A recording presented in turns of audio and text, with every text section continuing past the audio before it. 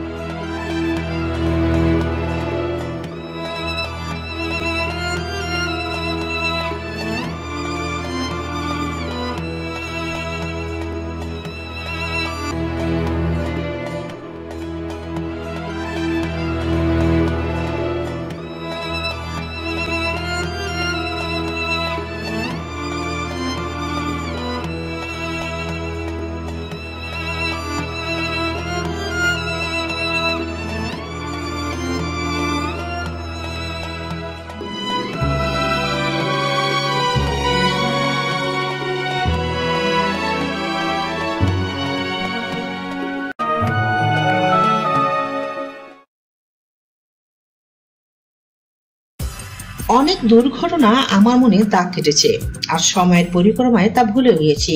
বরং স্বার্থপরের মতো আমি সারা জীবন কেবল নিজের সুখ সমৃদ্ধি এবং স্বপ্ন নিয়ে ভেবেছি। ফলে নারীর কামনা বাসনা নিয়ে আমার বক্তব্য হবে একান্ত ব্যক্তিগত। আমি নিজের শরীর, মন, যোগ্যতা এবং সৌন্দর্য নিয়ে গভীরভাবে কখনো চিন্তা করিনি। বরং আয়নার সামনে দাঁড়িয়ে নিজের দিকে তাকিয়ে প্রায় গর্ব অনুভব করতাম। এই গর্ব আমাকে ক্ষেত্রবিশেষে অহংকারী করে তুলেছিল। গর্বিত মন এবং অহংকারী অভিব্যক্তি নিয়ে আমি কামনা করতাম পৃথিবীর তাবৎ সুদর্শন রাজপুরুষ আমার কাছে আসুক পানি প্রার্থী হয়ে। আমি রূপকার নায়িকার মতো তাদের মধ্য থেকে পছন্দ মতো কাউকে বেছে নেব। কিন্তু কোন কোন যোগ্যতার কারণে আমি এই বাছাই পর্ব সমাধা করব তা আমার জানা ছিল না। যোগ্যতা বলতে আমি বুঝতাম পুরুষের দৈহিক সৌন্দর্য, অর্থবিত্ত এবং রাজকীয় পদমর্যাদা। কেবলমাত্র বিয়ের পর আমি বুঝলাম পুরুষ সম্পর্কে আমার অনেক কিছু জানার দরকার ছিল। একজন পুরুষের দৈনন্দিন কর্ম, তার অভ্যাস, কথা বলার ভঙ্গি, খাদ্যাভ্যাস এবং খাদ্য গ্রহণ করার পদ্ধতি, কণ্ঠস্বর, পোশাক পরিচ্ছদ সম্পর্কে রুচিবোধ, ঘুমানোর অভ্যাস, দানশীলতা, আপ্যায়ন করার মানসিকতা, পরিষ্কার পরিচ্ছন্নতা সম্পর্কে রুচিবোধ এবং সর্বোপরি মেজাজ মর্জি যদি একজন নারীর সঙ্গে মোটামুটি সামঞ্জস্যপূর্ণ না হয়, সেই ক্ষেত্রে দৈনন্দিন জীবন বিষময় হয়ে ওঠে। এসব বিষয়ে স্বামী স্ত্রী একে অপরের প্রতি যত্নশীল না হলে তাদের মধ্যে যৌন সম্পর্ক স্থাপিত হয় না। ফলে অসুস্থ মন মানসিকতা নিয়ে তারা কেবল একে অপরের কাছে থেকে দূরে সরে যেতে থাকে। প্রবল আগ্রহ নিয়ে সম্রাট নূরমহলের কথাগুলো শুনছিলেন।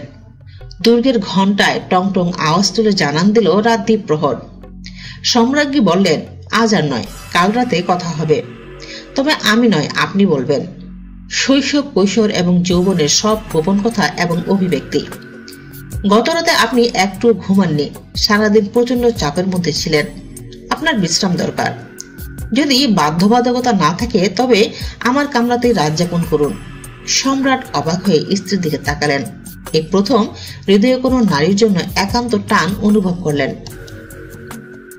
হেরেমের নিয়ম অনুযায়ী সাধারণত সম্রাট সম্রাজ্ঞী সারা রাত একত্রে কাটান না, ব্যতিক্রম যে হয় তা নয়। তবে সেই ক্ষেত্রে প্রাসাদের প্রধান নিরাপত্তা রক্ষীকে জানাতে হয়। তাছাড়া সম্রাটের নিত্যকার প্রয়োজনের অনেক কিছু স্থানান্তর করতে হবে। বিশেষত তার খাস দাস দাসীরা জানানা মহলে ঢুকতে পারে না। অন্যদিকে সম্রাটের দৈনন্দিন প্রাত্যহিক কর্ম সম্পাদনের জন্য বিশেষভাবে প্রশিক্ষিত দাস দাসী রয়েছে। তার মলত্যাগ, সৌরকর্ম, গোসল ইত্যাদি কর্ম সম্পাদনের জন্য প্রয়োজনীয় লোকজন এবং উপকরণাদি তার খাস কামরার সঙ্গে সংযুক্ত থাকে। এভাবে চলে আসছে সবকিছু। আর এই কারণেই সম্রাট এবং সম্রাজ্ঞী রাত যাপন করেন ভিন্ন ভিন্ন স্থানে। সম্রাটের মন ভীষণভাবে চাচ্ছিল আজকের রাতটি সম্রাজ্ঞীর সঙ্গে যাপন করার জন্য, কিন্তু রাষ্ট্রীয় প্রোটোকল এবং চিরায়ত হ্যারাম সংস্কৃতির জন্য সেই রাতে সেটা সম্ভব ছিল না। কিন্তু তিনি মনে মনে সিদ্ধান্ত নিলেন এই প্রথা ভেঙে ফেলার জন্য, যাতে করে মন চাইলে তিনি সেখানে যেতে পারেন কিংবা রাত যাপনও করতে পারেন। এসব ভাবতে ভাবতে সম্রাট বিদায় নিতে যাচ্ছিলেন। হঠাৎ কি মনে করে তিনি উচ্চস্বরে হেসে উঠলেন। সম্রাজ্ঞী নূরমহল সম্রাটের এই অদ্ভুত হাসির মর্ম বুঝলেন না। কিছুটা বিস্ময়ভূত হয়ে হাসির কারণ জিজ্ঞাসা করলেন। সম্রাট জানালেন, কয়েকদিন আগে তিনি প্রাসাদের বাইরে আগ্রার মূল শহরের একটি বাজার দিয়ে হাঁটছিলেন। হঠাৎ একটি মধ্যবয়সী ন্যাংটা পাগল সব নিরাপত্তা বলয় ভেদ করে আমার সামনে চলে এলো। সে প্রথমে 2-3 বার ভেলকিবাজির মতো আমার সামনে ডিগবাজি খেলো। তারপর বলল, বলুন তো শাহেনশাহ, যে দেশের হাতিরা গু খায় সে দেশের কুত্তারা কি খাবে? একথা বলেই সে ডিগবাজি খেতে খেতে উধাও হয়ে গেল। চারদিকে হাসির রোল পড়ল, আর আমিও তাতে যোগ দিলাম। এখন হঠাৎ করে সে দৃশ্য মনে পড়ায় হেসে উঠলাম। সম্রাটের মুখে ঘটনার বিবরণ শুনে সম্রাজ্ঞীর মুখ গম্ভীর হয়ে গেল। সম্রাট জিজ্ঞাসু দৃষ্টিতে তাকাতেই সম্রাজ্ঞী বললেন, লোকটি নিঃসন্দেহে পাগল ছিল না। সে চোখে আঙুল দিয়ে আপনাকে কি বোঝাতে চেয়েছিল? সম্রাট জিজ্ঞাসা করলো, কি? নূরমহল বলল, মাননীয় শাহেনশাহ, আজ আর নয়, কাল রাতে ইনশাআল্লাহ এই ব্যাপারে বিস্তারিত বলবো। সকাল থেকে প্রচন্ড ফুরফুরে মেজাজে রয়েছেন শাহেনশাহ নুরুদ্দিন মোহাম্মদ জাহাঙ্গীর। গত রাতের সুখময় স্মৃতি তার দেহ মনে প্রচন্ড প্রফুল্লতা ভরে রেখেছে। ভোরের আলো ফোটার সঙ্গে সঙ্গে তিনি নিত্যকার কাজগুলো সারলেন। পোশাক পরিবর্তন করে প্রাসাদের পূর্ব ভিত্তিতে গিয়ে আকাশপানে তাকালেন, তারপর জমিনের দিকে। আকাশে সূর্য উঠেছে, মৃদু বাতাসের সঙ্গে ভোরের পাখপাখালির ডাকাডাকি এবং প্রাসাদ চত্বর থেকে দুর্গের সিংহদ্বার পর্যন্ত হাজার মানুষের ব্যস্ততা এবং কোলাহলের মধ্যে শাহেনশাহ অদ্ভুত এক শক্তি অনুভব করলেন। প্রথমে নিজের দিকে তাকালেন, গভীরভাবে নিজেকে অবলোকন করার চেষ্টা করলেন। ভারী অদ্ভুত তিনি, তার শরীরের বেশিরভাগ অংশই তো তিনি দেখতে পাচ্ছেন না। অনেকগুলো আয়নার সাহায্য ছাড়া যে মানুষ নিজের শরীর পর্যন্ত দেখতে পায় না, সে মানুষের পক্ষে এই বিশ্ব ব্রহ্মাণ্ডের কতটুকু দেখা সম্ভব কিংবা কতটুকুই জানা সম্ভব? সবার এই একাকিত্বকে শাহেনশাহ অনুভব করলেন, তার ক্ষমতা, বৈভব, চিন্তা চেতনা, অর্থাৎ সবকিছুর একটি সীমাবদ্ধতা রয়েছে। মানুষের সীমাবদ্ধতা দেখানোর জন্য কিংবা বোঝানোর জন্যই হয়তোবা আল্লাহ মানব শরীরের মাধ্যমে মানুষকে শিক্ষা দেওয়ার চেষ্টা করেছেন।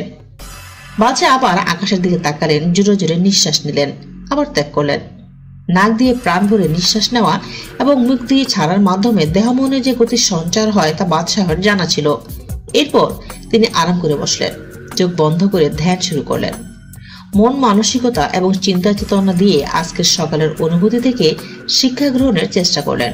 তারপর ভাবলেন এবং নিজের কাছে প্রশ্ন করলেন, আজকের শুভ সকালের শিক্ষা কি? ধ্যান শেষে ধীরলয়ে সম্রাট তার খাস কামরায় প্রবেশ করলেন। প্রথমে বসলেন লেখার টেবিলে। গত কয়েক বছর আত্মজীবনী লেখার কাজে হাত দিয়েছেন। তুজুকে জাহাঙ্গীর সময় পেলেই লেখেন, কিন্তু গত কয়েক মাস একটি শব্দ লিখতে পারছেন না। আজ কেন জানি অনেক কিছু লিখতে ইচ্ছে হচ্ছে। কি লিখবেন তিনি? নূরমহলে হৃদয়স্পর্শী জীবন কাহিনী নাকি গত রাতের বাসর সম্পর্কে? তিনি ভাবলেন বাসর নিয়ে লিখুক। নারী পুরুষের শারীরিক এবং মনস্তাত্ত্বিক সম্পর্ক এবং বিকাশ নিয়ে কোনো অভিজাত বই নেই। গত রাতের কাহিনী হতে পারে তেমনই একটি দলিল। সম্রাট ভাবলেন, পুরুষকে বলা হয় বহুগামী আর নারীকে বলা হয় নিশিগামিনী। কিন্তু কেন পুরুষরা বহুগামী হয় কিংবা নারীরা সুযোগ পেলে নিশিগামিনী হয়? কেউ তো এই নিয়ে গবেষণা করেনি বা মানুষদের শিক্ষার জন্য কোনো দলিলও রচনা করেনি। তিনি নিজে বহুগামী পুরুষ, কখনো চিন্তা করেননি কেন তিনি বহুগামী হয়েছেন। কিন্তু আজ নতুন করে ভাবতে হচ্ছে বহুগামী তার ইতিহাস। মনে হচ্ছে এক ধরনের অতৃপ্তি কিংবা হতাশা তাকে বারবার বহুগামী করেছে। কখনো প্রেম, কখনো শারীরিক আকর্ষণ, কখনো বা লোভ কিংবা লালসার তাড়নায় তিনি ওই পথে গিয়েছিলেন। একজন নারীর কাছ থেকে তিনি যে সৌজন্য, সহানুভূতি এবং বুদ্ধিবৃত্তিকে সহযোগিতা আশা করেন তা কখনই পাননি। অন্যদিকে তার স্বতন্ত্র পছন্দের তালিকায় নারীর দেহ সৌষ্ঠব, পরিচ্ছন্নতা এবং পোশাক পরিচ্ছদের রুচিশীলতা, কণ্ঠস্বর, বাচনভঙ্গি এবং সর্বোপরি আভিজাত্যের যে মাপকাঠি তিনি নির্ধারণ করে রেখেছেন তার সঙ্গে খাপ খাওয়াতে পারেননি কোনো নারীকে। কেবল গত রাতের প্রিয়তম স্ত্রী ব্যতীত। তার খুব লিখতে ইচ্ছা করছে নূরমহলের নিখুঁত শারীরিক গঠনের শ্রেষ্ঠত্ব নিয়ে, কিংবা আবেগঘন মুহূর্তে তার অভিব্যক্তি নিয়ে, তার শরীরের সুঘ্রাণ, অসামান্য হাসি এবং পুরুষের পৌরুষ জাগিয়ে তোলার ক্ষেত্রে তার প্রতিভাময় আচরণ সম্পর্কে। কিন্তু সম্রাটের কলম চলল না। রাজের দ্বিধা সংকোচ তাকে নিবৃত্ত করল গত রাতের বাসর পর্ব নিয়ে কিছু লিখতে। এমন সময় তার মনে পড়ল ন্যাংটা পাগলের সেই কৌতুকপূর্ণ উক্তির কথা। পাগলটি বলেছিল, শাহেনশাহ, যে দেশের হাতিরা গু খায় সে দেশের কুত্তায় কি খাবে। পাগলের কথা মনে হতেই সম্রাটের ভীষণ হাসি পেল। পাগলের অদ্ভুত কথা শুনে সম্রাজ্ঞী কেনই বা হঠাৎ মুখ ভার করে ফেললেন। আবার কেনই বা তিনি কিছু না বলে আজ রাতে বলতে চাইলেন। তবে কি এর মধ্যে গুরুত্বপূর্ণ কোনো রহস্য রয়েছে? সম্রাট ভাবতে চেষ্টা করলেন, কিন্তু তার ফুরফুরে মেজাজ, ন্যাংটা পাগলের কাহিনী এবং স্ত্রীর হঠাৎ গম্ভীর মুখ, এই তিনে মিলে তাকে আবারও আবেশ করে তুলল। তিনি কল্পনা করলেন পাগলটি হঠাৎ সম্রাজ্ঞীর সামনে এলো, আর সম্রাজ্ঞী দ্বিধাগ্রস্ত হয়ে ভীষণ লজ্জা পেয়ে মুখ লুকালেন। হাহা করে উচ্চস্বরে হেসে উঠলেন শাহেনশাহ। তালি বাজিয়ে ব্যক্তিগত সচিবকে নির্দেশ দিলেন পাগলটিকে তার সামনে হাজির করার জন্য। কোন পাগল? সচিবের জিজ্ঞাসা। সম্রাটের বর্ণনা মতো পাগল খুঁজে আনা হলো। অদ্ভুত নাম, চুদুরবুদুর পাগল। নামটি শুনে সম্রাট আরেক দফা হাসলেন। এটা কি কোনো নাম হলো? কে দিয়েছে অদ্ভুত নাম? কেউ বলতে পারল না। তবে জানালো সেই সমগ্র আগ্রার লোক তাকে চুদুরবুদুর পাগল হিসেবেই চিনে। সম্রাটের ব্যক্তিগত কর্মকর্তাদের অনেকে পরামর্শ দিলেন প্রকাশ্যে পাগলের সঙ্গে কথা বলা বিব্রতকর হতে পারে, কারণ পাগল কখন কি করে বসে বা বলে বসে তার তো কোনো ঠাই ঠিকানা নেই। সম্রাট হাসলেন। হঠাৎ ঝুঁকে আশপাশের সভ্যদের ভাবভঙ্গি লক্ষ্য করলেন।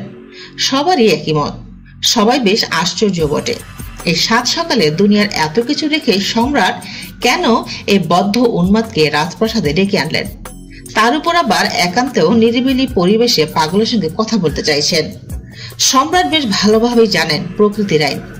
এই বিশ্ব ব্রহ্মাণ্ডে অনাদিকাল থেকে প্রকৃতি কতিপয় নিয়ম কঠোরভাবে মেনে আসছে। এগুলোর মধ্যে প্রকৃতির ভয়ঙ্কর কোনো প্রাণী বিপদাপন্ন কোনো প্রাণীকে আক্রমণ করে না। যমুনের সম্মানিত এবং ক্ষমতাধর ব্যক্তিদের সবাই সমীহ করে, এমনকি অবধ প্রাণীরাও। কোনো পাগল কখনো ক্ষমতাসীন কারোর সঙ্গে পাগলামি করে না। প্রকৃতির আইনের প্রতি ভরসা রেখে সম্রাট পাগলকে দেওয়ানীগঞ্জের পশ্চিম দিকের খোলা জায়গায় নিয়ে যেতে বললেন। পাগল এবং সম্রাট মুখোমুখি দাঁড়িয়ে। প্রহরী এবং সম্রাটের ব্যক্তিগত কর্মকর্তারা নিরাপদ দূরত্ব দাঁড়িয়ে গভীরভাবে উৎকণ্ঠা নিয়ে অপেক্ষা করছে। পাগলের দিকে গভীর মনোযোগ দিয়ে তাকালেন এবং সন্দিগ্ধ নয়নে কি যেন খোঁজার চেষ্টা করলেন। অনতি দূরে দাঁড়ানো লোকজন লক্ষ্য করলো পাগলটি আজ কোনো পাগলামি করছে না, বরং আনত নয়নে তাকিয়ে আছে জমিনের দিকে। সম্রাট বেশ কিছুক্ষণ তাকিয়ে থাকার পর লক্ষ্য করলেন পাগলটি কাঁদছে। বিব্রত শাহেনশাহ পাগলকে হুকুম করলেন তার মুখোমুখি ঘুরে দাঁড়িয়ে তার দিকে তাকানোর জন্য। হুকুম তামিল হলো। সম্রাট দেখলেন পাগলটির চেহারায় স্পষ্ট আভিজাত্যের ছাপ রয়েছে। মুখ ভর্তি দাড়ি, প্রায় 6 ফুট উচ্চতার পাগলটি উজ্জ্বল গৌরবর্ণের দেহ সৌষ্ঠব এবং সৌম্য চেহারায় ধুলোবালি লাগানো রয়েছে।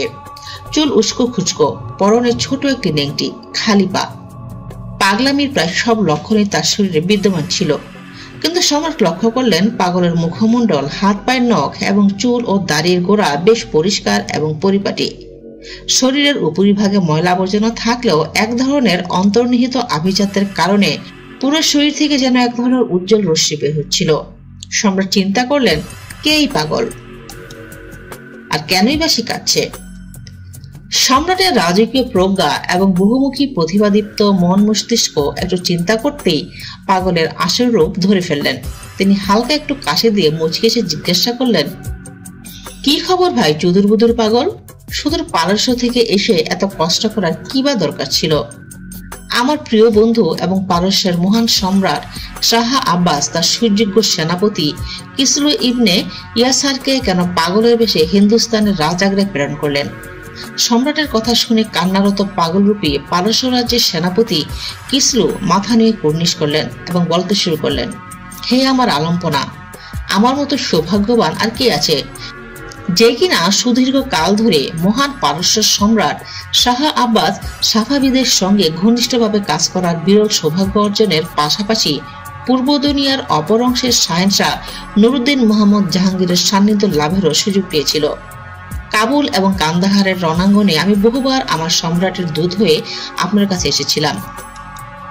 আপনার সবকিছুই আমার এমনভাবে মুগ্ধ করেছিল যে আমার মালিকের কাছে সময় পেলেই আমি আপনার প্রশংসা করতাম। ফলে পারস্য রাজ আমাকে তামাশা করে হিন্দুস্তানের বাদশাহের দূত বলে ডাকত।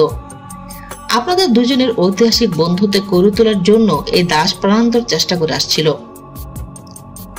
অতি সম্প্রতি পারস্য রাজের পক্ষ থেকে আপনার রাজ্যের গোপন হাল হকিকত জানার জন্য ছদ্মবেশে আমি আগ্রায় আসি, কিন্তু দুর্ভাগ্যজনকভাবে লক্ষ্য করি প্রশাসনের সর্বস্তরের সীমাহীন চক্রান্ত, আপনাকে ক্ষমতাচ্যুত করার বহুমুখী পরিকল্পনা, ঘুষ, দুর্নীতি এবং অব্যবস্থাপনার বিভিন্ন ভয়াবহ চিত্র।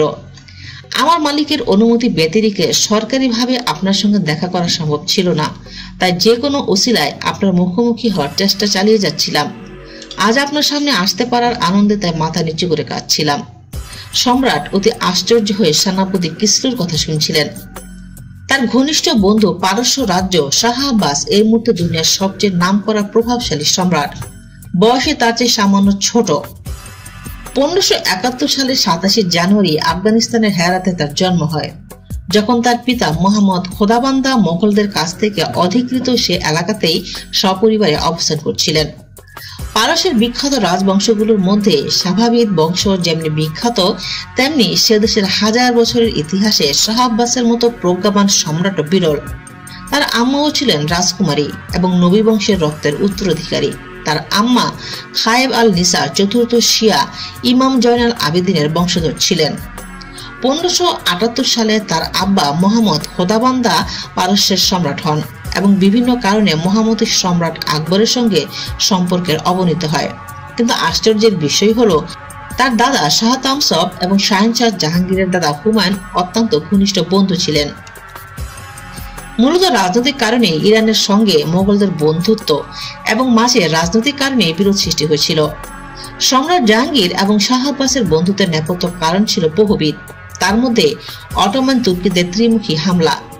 শাহ আব্বাস ওই সময় মোগলদের আফগানিস্তান ফেরত দিয়ে সীমান্ত পূর্ব প্রান্তের বিরোধ ঝটপট নিষ্পত্তি করে ফেলেন, যাতে পূর্ণ শক্তি দিয়ে অটোমান তুর্কি, তাতার এবং উজবেকদের প্রতিহত করতে পারেন।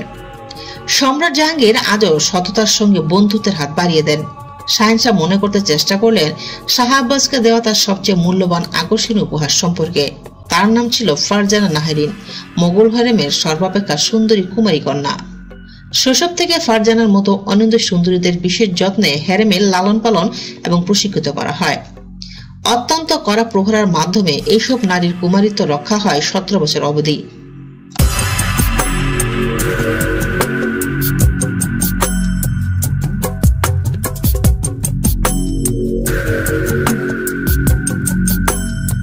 এরপর তাদের উপহার হিসেবে পাঠানো হয় সম্রাট এবং সাম্রাজ্যের ঘনিষ্ঠ অন্য কোনো শাহেনশাহকে। অনেক অভিজাত সামন্ত পরিবার থেকে বহু তদবির করে তাদের সর্বাপেক্ষা সুন্দরী মেয়েদের মোগল হেরেমে পাঠাতো ফারজানা নাহরিনদের মতো সৌভাগ্যবান বানানোর জন্য। এসব মেয়ের পিতামাতা এবং আত্মীয় স্বজন খুবই গর্ব অনুভব করতেন এই ভেবে যে 17 বছর অবধি তাদের মেয়েটি নিরাপদে কুমারী থেকে জীবনের জন্য প্রয়োজনীয় সব শিক্ষা শিক্ষিত হবে। পরবর্তীকালে কোনো একজন সম্রাটের উপহার হিসেবে প্রেরিত হবে মোগল সাম্রাজ্যের শুভেচ্ছা দূত হিসেবে। এক্ষেত্রে ভাগ্য ভালো থাকলে সংশ্লিষ্ট বাদশাহের স্ত্রী হিসেবে স্বীকৃতি পাওয়ার সম্ভাবনাও থাকে, আর সেটা না হলেও ক্ষতি নেই, কারণ অর্থবিত্ত বৈভব সহ ওই হেরেমে তাদের মর্যাদা দেওয়া হয় প্রেরণকারী রাষ্ট্রের দূত হিসেবে। তারা ইচ্ছা করলে আবার দেশে ফিরে এসে স্বাধীনভাবে বসবাস করার সুযোগ পেতে পারে। শাহ আব্বাসের কাছে যেদিন ফারজানা নাহরিনকে প্রেরণ করা হয়েছিল সেদিনই প্রথমবারের মতো তাকে শাহেনশাহ জাহাঙ্গীরের সামনে হাজির করা হয়েছিল। প্রথা অনুযায়ী সম্রাট ফারজানার সব শিক্ষা এবং বংশমর্যাদার সনদে সিলমোহরের অনুমোদন দেন এবং সম্রাটের ব্যক্তিগত পত্র এবং কিছু মূল্যবান মণিমাণিক্য তার কাছে হস্তান্তর করেন, যা কিনা পারস্য সম্রাটকে সরাসরি হস্তান্তর করা হবে তাদের শারীরিক মিলনের পূর্ব মুহূর্তে। সম্রাট ভালো করে ফারজানাকে দেখলেন যেন বিধাতার অপূর্ব সৃষ্টি। নারী যেহেতু সুন্দরী এবং মোহময়ী হতে পারে তা চর্মচক্ষে না দেখলে কেউ বিশ্বাস করতে পারবে না।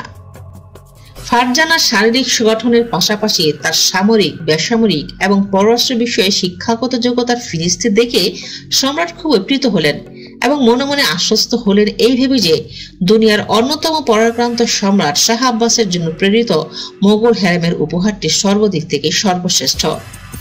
ফারজানা নেহেরিনকে পাওয়ার পর পারস্য রাজ তার বন্ধু সম্রাট জাহাঙ্গীরের রুচিবোধ এবং আভিজাত্য সম্পর্কে অত্যন্ত উঁচু ধারণা পোষণ করতে থাকেন। অপরন্ত বন্ধুত্বের আকাঙ্ক্ষা নিয়ে তিনিও ফারজানার মতো পারস্য হ্যারেমের ইরানি দুহিতা মোগল সম্রাটের জন্য প্রেরণ করেন।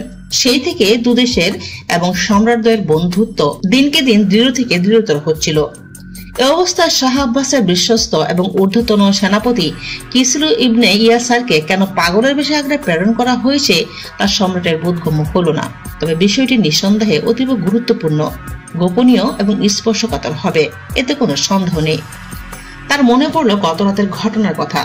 তিনি এবার তাৎপর্য খুঁজে পেলেন সম্রাজ্ঞী নূরমহলের হঠাৎ গম্ভীর হয়ে পড়ার মধ্যে। কিন্তু একজন পাগল এবং পাগলের প্রলাপ, যে দেশে হাতিরা গুহায় সে দেশের কুত্তারা কি খাবে, এই কথার মর্ম এখনো তিনি উপলব্ধি করতে পারলেন না। তিনি জিজ্ঞাসা দৃষ্টিতে সেনাপতি কিসরুর দিকে তাকালেন।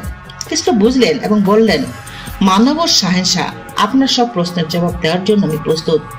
এখন আমার ব্যাপারে আপনার সদয় সিদ্ধান্ত শোনার জন্য আমি পঞ্চ ইন্দ্রিয় সজাগ করে অস্থির হয়ে আছি। আমি জানি না আমার ভাগ্য সম্পর্কে আমি কি পাগল বেশে কাজ করার অনুমতি পাবো নাকি জেলখানায় যাব, অথবা আমাকে কি আমার মালিকের কাছে ফেরত পাঠানো হবে, নাকি আমার পরিচয় আপনি প্রকাশ করে দেবেন। সম্রাট মুচকি হেসে সেনাপতি কিসরুকে আশ্বস্ত করলেন যে খারাপ কিছু প্রমাণিত না হওয়ার পূর্ব পর্যন্ত সে পারস্য রাজের প্রতিনিধি হিসেবে উত্তম ব্যবহার এবং প্রয়োজনীয় নিরাপত্তা পাবে। সম্রাট সেনাপতি কিসরুকে পুনরায় নির্দেশ না দেওয়া পর্যন্ত পাগলের অভিনয় চালিয়ে যেতে বললেন এবং জানালেন যে আগামীকাল যে কোনো সময় তাকে তলব করা হবে এবং তার কাছ থেকে বিস্তারিত শোনা হবে। সম্রাটের লোকজন অবাক বিস্ময়ে নিরাপদ দূরত্বে দাঁড়িয়ে চুদুরবুদুর পাগলের সঙ্গে তাদের শাহেনশাহের কর্মকাণ্ড লক্ষ্য রাখছিলেন। সম্রাটের দেহরক্ষী এবং রাজপাহলান সহকারী কুস্তিগীরদের নিয়ে দাঁড়িয়েছিল সতর্কতার সঙ্গে। পাগল যদি ন্যূনতম পাগলামির চেষ্টা করে, সেক্ষেত্রে যাতে মুহূর্তের মধ্যে তাকে পাকড়াও করা যায় এই প্রস্তুতি নিয়ে তারা অপেক্ষা করছিল।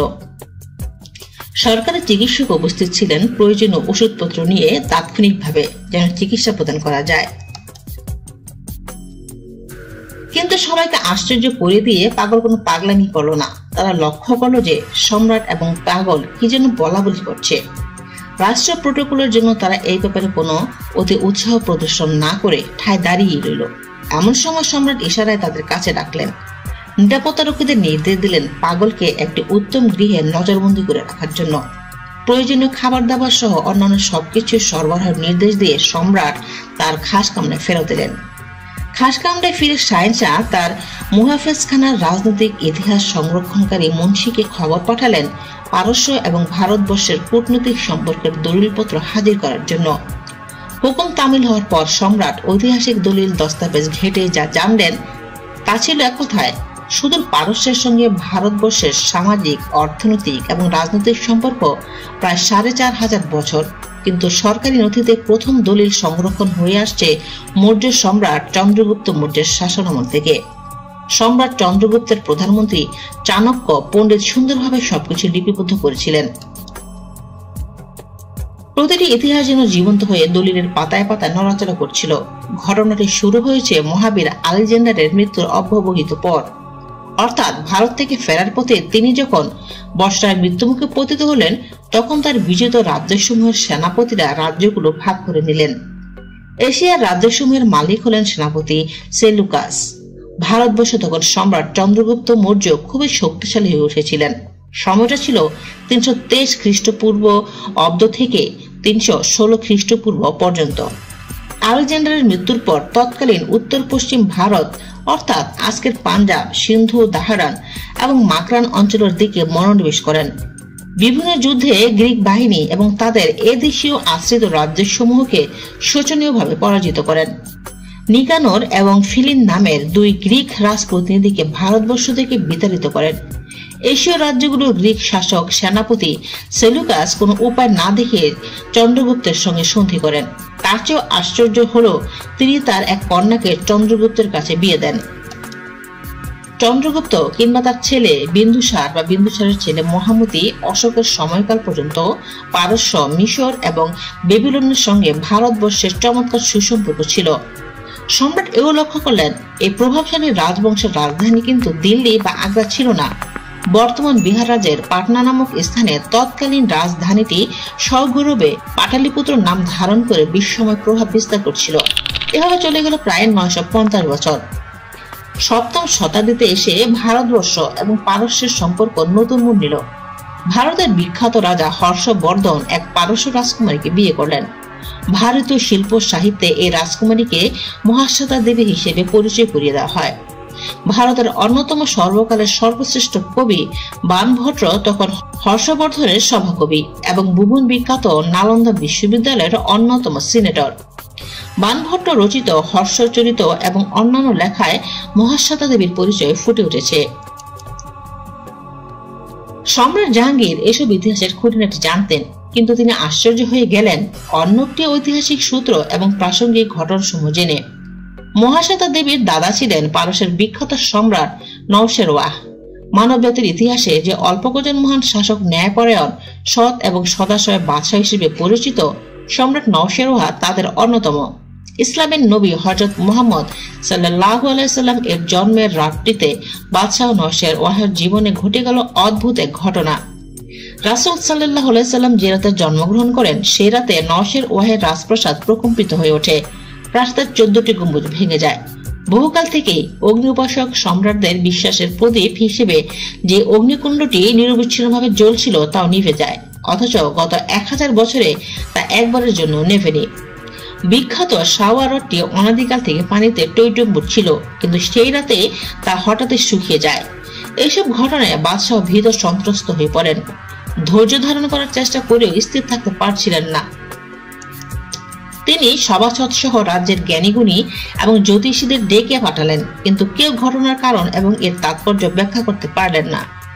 এর মধ্যে জনৈক পণ্ডিত ব্যক্তি, যার নাম ছিল আব্দুল্লাহ মাসি, তিনি বললেন, হুজুর, সিরিয়াতে সাথীহ নামে এক মহাপণ্ডিত রয়েছেন, যার বয়স 400 বছর প্রায়। আল্লাহ পাক সাথীহকে বিশেষ মর্যাদা এবং কৌশলের সৃষ্টি করেছেন, কারণ তার শরীরের মধ্যে কেবল মাথা ছাড়া অন্য কোনো স্থানে হাড় নেই, কেবলই মাংসপিণ্ড। ফলে তার সারা শরীর ইচ্ছে মতো উল্টিয়ে পাল্টিয়ে ভাঁজ করা যায়। আপনার জটিল স্বপ্ন এবং তৎপরবর্তী অতি আশ্চর্য দুর্ঘটনার সম্পর্কে একমাত্র সাথীও ব্যাখ্যা দিতে পারবেন। বাদশাহ নওশেরওয়াহর লোক ছুটল সিরিয়াতে। তারা পৌঁছল তখন সাথীহ মৃত পথযাত্রী। বাদশাহ লোকজনের আগমন জেনে তিনি বললেন, আরব দেশে ওই রাতে এক শিশু জন্ম নিয়েছে, যার অনুসারীরা আরব এবং ইরানের ভূখণ্ডকে একত্রিত করবে। বর্তমান বাদশাহের মৃত্যুর পর মোট 14 জন বাদশাহ রাজত্ব করবেন এবং 14তম বাদশাহর শাসনামলে এই রাজবংশের পতন হবে। 14টি গম্বুজ ভেঙে পড়া, হ্রদ শুকিয়ে যাওয়া এবং অগ্নিকুণ্ড নিভে যাওয়ার একটাই ব্যাখ্যা। একথা বলেই সাথীহ মৃত্যুর কোলে ঢলে পড়লেন। বাস্তবিকই নওশেরওয়াহের মৃত্যুর পর মোট 14 জন সম্রাট পারস্য শাসন করেন। 14তম সম্রাট ইয়াজদাগিদ ইবনে শাহরিয়ার ইবনে পারভেজ ইবনে হরমুজ ইবনে নওশেরওয়াহের সময় মুসলমানরা পারস্য জয় করে। এই রাজবংশটি মোট 3114 বছর রাজত্ব করেছিল। এদের সর্বপ্রথম রাজা ছিলেন খিউমার ইবনে উমাইশ ইবনে লাউজ ইবনে মাস ইবনে নূহ আলাইহিস সালাম। সম্রাট জাহাঙ্গীর তার মুহাফেজ খানার দলিল দস্তাবেজ পড়ে জোরে জোরে কয়েকবার দীর্ঘশ্বাস ছাড়লেন। জীবন জীবিকা, রাজ্য এবং রাজত্ব নিয়ে ক্ষণিকের জন্য আনমনা হয়ে পড়লেন।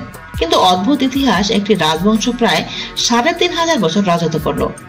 নবী হযরত নূহ আলাইহিস সালামের পুত্র শাম যে রাজবংশের গোড়াপত্তন করেছিলেন, সময়ের পরিক্রমায় তা আবার ধ্বংস হয়ে গেল একটি স্বপ্নের মাধ্যমে। আনমনে সম্রাট তার খাস কামরার পর্দার দিকে তাকালেন। বাতাসে পর্দাগুলো কাঁপছিল এবং মাঝে মধ্যে উল্টে গিয়ে বাইরের দৃশ্য কামরার মধ্যের মানুষটির মস্তিষ্কে ঢুকিয়ে দিচ্ছিল। সম্রাট এবার প্রসঙ্গে ফিরে এলেন চুদুরপুদুর পাগলরূপী পারস্য সেনাপতি কিসরা ইবনে ইয়াসার সম্পর্কে সিদ্ধান্ত নিতে হবে অতি সতর্কতার সঙ্গে। এজন্য তিনি পারস্য ইতিহাস এবং ভারতবর্ষের সঙ্গে কূটনৈতিক সম্পর্কের খতিয়ান দেখে নিখুঁত চিন্তা করার উপায় খুঁজছিলেন। তিনি ভাবতে থাকলেন, কেনই বা পারস্য রাজ শাহ আব্বাস তার একজন ঊর্ধ্বতন সেনাপতিকে গুপ্তচর করে আগ্রে পাঠালেন। আবার কেনই বা সেই সেনাপতির ছদ্মবেশে সরাসরি তার সামনে পড়ে কৌতূহলদীপ্ত শব্দমালা উচ্চারণ করল। তার নবপরিণত স্ত্রী পাগলের কথা শুনে কেন গম্ভীর হয়ে গেলেন তিনি জানতেন যে নূরমহলের পিতা মির্জা গিয়াস বেগ একসময় পারস্য রাজদরবারে চাকরি করতেন। তবে কি নূরমহলের সঙ্গে পারস্য রাজের কোনো সংযোগ আছে? চিন্তা জগতের এক পর্যায়ে এসে সম্রাট ক্ষান্ত হলেন, কারণ চিন্তার একটি সীমাবদ্ধতা থাকা উচিত। অযাচিত চিন্তা মানুষের সর্বদা বিপথে চালিত করে। কাজে চিন্তা না করে বাস্তবসম্মতভাবে ঘটনা পর্যবেক্ষণ এবং পর্যালোচনার যেহেতু সুযোগ রয়েছে, যেহেতু সম্রাট বিষয়টি ভিন্নভাবে মূল্যায়ন করতে চাইলেন, তিনি রাতে স্ত্রীর কাছে শুনবেন কেন তিনি পাগলের পাগলামির মধ্যে ভিন্ন কিছু খুঁজে পেলেন। এরপর তিনি পারস্য রাজের সেনাপতির বক্তব্য শুনবেন এবং সবশেষে সিদ্ধান্ত নেবেন। সম্রাট মনে করেন পারস্য রাজ শাহ আব্বাস তার অকৃত্রিম বন্ধু এবং সর্বাবস্থায় তার সঙ্গ কামনা করেন এবং প্রয়োজনে উভয়ই একে অপরকে সব রকম সাহায্য সহযোগিতা করতে প্রস্তুত। বিগত বছরগুলোর ইতিহাস এমনটি প্রমাণ করে। এ অবস্থায় অহেতুক চিন্তা কিংবা সন্দেহ ভয়াবহ পরিণতি ডেকে আনতে পারে। তাছাড়া পারস্য রাজ ইতোমধ্যে বিশ্ববাসীর কাছে তার প্রজ্ঞা, বীরত্ব এবং নেতৃত্বের অনুপম গুণাবলীর জন্য আব্বাস দ্য গ্রেট বা মহান বাদশাহ হিসেবে স্বীকৃতি পেয়েছেন। অন্যদিকে বহু ঘাত প্রতিঘাত, প্রাসাদের অভ্যন্তরীণ ষড়যন্ত্র, বিশেষত আপনমায়ের চক্রান্তের বিরুদ্ধে জয়ী হয়ে ক্ষমতা এসেছেন। তার মা খায়ের আল নিসা বেগম অতিশয় উচ্চাভিলাষী এবং ক্ষমতালোভী মহিলা ছিলেন। বাদশাহের পিতা মোহাম্মদ খোদাবান্দা প্রচন্ড দুর্বল চিত্তের ব্যক্তিত্বহীন পুরুষ ছিলেন। ফলে সম্রাজ্ঞী খায়ের আল নিসাই রাজ্য চালাতেন। তিনি সর্বদা শাহ আব্বাসকে শৈশব থেকে ভয় পেতেন অন্তর্নিহিত গুণাবলী, সাহস, সততা এবং বীরত্বের জন্য। ফলে সিংহাসনের উত্তরাধিকারী শাহ আব্বাসের পরিবর্তে শাহজাদা হামজাকে গড়ে তোলার চেষ্টা করতেন। সম্রাজ্ঞী বিভিন্ন প্রভাবশালী গোত্রের লোকজন নিয়ে কিজিলবাস নামের সেনাবাহিনীর একটি স্বতন্ত্র ব্রিগেড চালু করেন। কিজিলবাস আর্মি অল্প কয়েকদিনের মধ্যে প্রচন্ড ক্ষমতা ধরে উঠে সারা দেশে তাণ্ডব চালাতে থাকে। অন্যদিকে বাদশাহের দুর্বলতার জন্য রাজ্যে তার প্রতিদ্বন্দ্বীরা বেশ বাড়াবাড়ি করছিল। এছাড়াও ছিল অটোমান, তুর্কি এবং উজবেকদের একের পর এক হুমকি, আক্রমণ আর চক্রান্ত। এর মধ্যে অত্যন্ত রহস্যজনক ভাবে 1586 সালে যুবরাজ হামজা নিহত হয়, যখন তিনি তুরস্ক সীমান্তে অটোমানদের সঙ্গে যুদ্ধ করছিলেন। এরপর শাহ আব্বাস সিংহাসনের পরবর্তী উত্তরাধিকারী মনোনীত হন। শাহ আব্বাসের বয়স তখন 14 বছর। তখন তিনি সিংহাসন লাভ করেন। 1547 সালের 1 অক্টোবর তিনি মুর্শিদ কুলি খান নামক এক প্রভাবশালী সেনাপতির তত্ত্বাবধানে সিংহাসনে আসীন হয়ে মারাত্মক সব ঝামেলায় পড়েন। মুর্শিদ কুলি খান ছিলেন খোরাসানের কিজিলবাস আর্মির প্রধান। শাহ আব্বাসের উপর তার অভিভাবকত্ব ছিল অনেকটা ভারতবর্ষের বৈরাম খানের মতো, যিনি মহামতি আকবরের অভিভাবক রূপে বলতে গেলে সবকিছু তদারকি করতেন। এমন সময় অটোম্যানরা রাজ্যের বিরাট অংশ দখল করে নেয়। এর মধ্যে সাম্রাজ্যের প্রধান শহর তাবরিজে ছিল। অন্যদিকে খোরাসান প্রদেশের অর্ধেকের বেশি অঞ্চল উজবেকরা দখল করে নেয়। এই বিশৃঙ্খল অবস্থার মধ্যে কিজিলবাস আর্মির মধ্যে শুরু হয় অন্তর্দ্বন্দ্ব এবং আত্মঘাতী সেই দ্বন্দ্বে সাম্রাজ্যের প্রধানমন্ত্রী বা গ্র্যান্ড উজির এবং সম্রাজ্ঞী খায়ের আল নিসা খুন হন, যথাক্রমে 1583 সালে এবং 1579 সালে। শাহ আব্বাস তার মায়ের হত্যাকারীদের বিচার নিষ্পন্ন করার পর যে কোনো মূল্যে তার অভিভাবক রূপী মুর্শিদ কুলি খানের প্রভাবমুক্ত হতে চাইলেন। চতুর মুর্শিদ কুলি খান তরুণ আব্বাসকে মদ এবং নারীর দ্বারা বিভিন্নভাবে প্রলুব্ধ করতে ব্যর্থ হয়ে ভিন্ন পথ অবলম্বন করেন। তিনি আব্বাসের বড় ভাই নিহত যুবরাজ হামজার বিধবা পত্নীকে হাত করেন। এক প্রকার ষড়যন্ত্রের মাধ্যমে এমন এক সম্মানহানিকর দৃশ্যের অবতারণা করেন যে শাহ আব্বাস তার বিধবা ভ্রাতৃবধূকে বিয়ে করতে বাধ্য হন। এই অবস্থার মধ্যে তিনি যে কোনো মূল্যে মুর্শিদ কুলি খানকে দুনিয়া থেকে সরিয়ে ফেলার সিদ্ধান্ত নেন। 1589 সালে 23 জুলাই মুর্শিদ কুলি খান নিহত হন। এরপর ইতিহাস শুধু বিজয়ের। সম্রাট জাহাঙ্গীর তখন যুবরাজ এবং সেই সময় থেকেই তাদের নিয়মিত যোগাযোগ ছিল।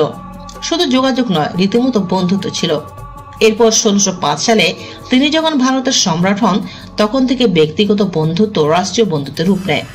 সেনাপতি কিসরু ইবনে ইয়াসারকে দেখার পর থেকে সম্রাট নানা বিষয়ে চিন্তা ভাবনা করছিলেন। ইদানিং তাকে একটু বেশি সতর্কতা অবলম্বন করতে হচ্ছে। বহুমুখী প্রাসাদ ষড়যন্ত্র, বিশেষত সেনাপতি মোহাম্মদ খানের বাড়াবাড়ি আর একদম ভালো লাগছিল না। মোহাম্মদ খানের নাম স্মরণ হওয়া মাত্র তার চল শক্ত হয়ে উঠল। তিনি বুঝলেন মেজাজ খারাপ হয়ে যাচ্ছে।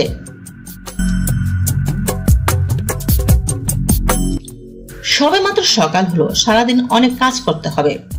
আবার রাতে নূরমহল প্রাসাদে যাওয়ার পরিকল্পনা পূর্ব নির্ধারিত, কাজেই মেজাজ গরম করা যাবে না। সম্রাট যখন এসব ভাবছিলেন ঠিক তখনই তার খাস কামরায় দেখা করার অনুমতি চাইলেন রাজদরবারের প্রধান সচিব মির্জা সরফরাজ বেগ। সম্রাটের অনুমতি পেয়ে তিনি যখন খাস কামরায় ঢুকলেন তখন সম্রাট বেশ উত্তেজিত। পুলিশ করে সুসংবাদটি পেশ করার অনুমতি চাইলেন। সুসংবাদ বিশ্বভরের দৃষ্টিতে সম্রাট বোঝাতে চাইলেন এমন কি সুসংবাদ যা এখনই দিতে হবে খাস কামরায় এসে। মির্জা সরফরাজ বয়োবৃদ্ধ অভিজ্ঞ রাজ কর্মচারী, মহামতি আকবরের আমল থেকে উঁচু পদে আছেন। রাজা বাদশাহদের মেজাজ মর্জি বেশ ভালোই জানেন তিনি আবারও কুর্নিশ করলেন এবং নিজের ভুলের জন্য ক্ষমা চেয়ে বললেন, বিষয়টি রাজদরবারে বলা যেত, কিন্তু বিজয়ের সংবাদটি আমাকে এত বিমোহিত করেছে যে আর স্থির থাকতে পারিনি। আপনার চিরশত্রু ইলিয়াস খান ধরা পড়েছে। ইলিয়াস খানের গ্রেফতার হওয়ার খবরে সম্রাট উঠে দাঁড়ালেন। অনেকদিন পর খুব জোরে অট্টহাসি দিলেন। তারপর মির্জা সরফরাজের সামনে এসে তার কাঁধে হাত রাখলেন এবং বললেন, আমি খুশি হয়েছি। মির্জা সরফরাজ পুনরায় কুর্নিশ করলেন। সম্রাট তার একটি কণ্ঠহার মির্জা সরফরাজকে উপহার দিয়ে হুকুম পাঠালেন দরবারের আয়োজন করার জন্য। গত 12 বছর ধরে পাগলের মতো তিনি ইলিয়াস খানকে খুঁজছিলেন। এই সে ইলিয়াস খান যে কিনা মহামতি আকবরকে জানিয়ে দিয়েছিলেন আনারকুলির অবস্থান। সম্রাট ইলিয়াস খানকে প্রচন্ড ভালোবাসতেন এবং বিশ্বাস করতেন।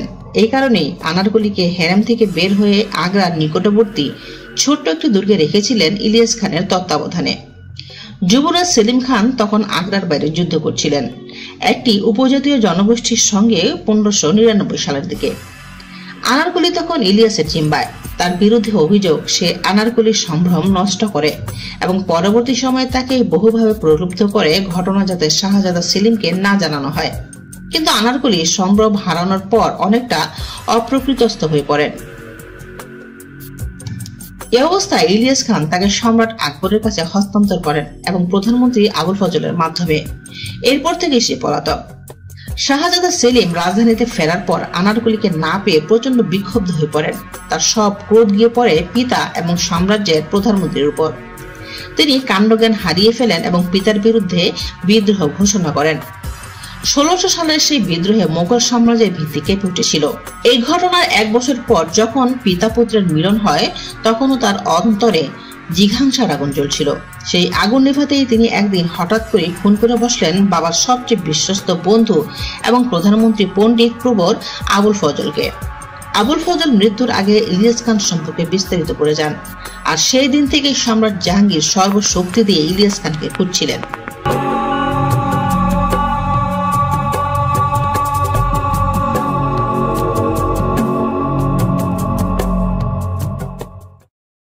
রাজদরবারে যাওয়ার আগে সম্রাট উজ্জ্বল খয়েরি রঙের মখমলের পোশাক পরলেন। শক্ত কোমরবন্ধ পরে হাতে তার প্রিয় তলোয়ার এবং চাকু বাঁধলেন। শরীরে সুগন্ধি মাখলেন না। অপেক্ষাকৃত শক্ত একজোড়া জুতা পরে তিনি দরবারের দিকে পা বাড়ালেন। আশেপাশের লোকজন বুঝতে পারছিল আজ দরবারে সাংঘাতিক কিছু একটা ঘটতে যাচ্ছে।